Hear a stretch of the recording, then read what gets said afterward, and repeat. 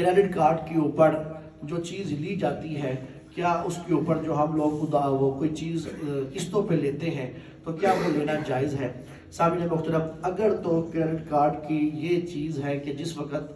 وہ خریدا آپ نے یا بینک نے آپ کو دیا کریڈٹ کارڈ، تو اس کے اوپر جو ہے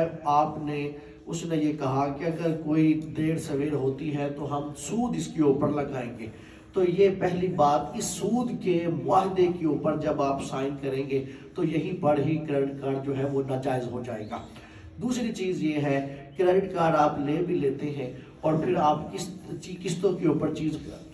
اوپر چیز کا لینا یہ جائز ہے، اس کے اوپر جو ہے وہ حرج نہیں ہے۔ لیکن اگر تو 1,00,000 کی چیز ہے اور اس کے اوپر انہوں نے 1,10,000 روپیہ لینا ہے جو وہ آپ کو وقت کی سہولت دے رہے ہیں، تو یہاں تک بات جائز ہے۔ لیکن اگر وہ اس کے اوپر مزید کچھ اور ڈالنا شروع کر دیتے ہیں یا کس کی تاخیر کے اوپر مزید کوئی اور چیزیں ڈالنا شروع کر دیتے ہیں جس کو جو سود کے زمرے کے اندر آ جاتا ہے، تو اس صورت کے اندر یہ ناجائز ہو جاتا ہے۔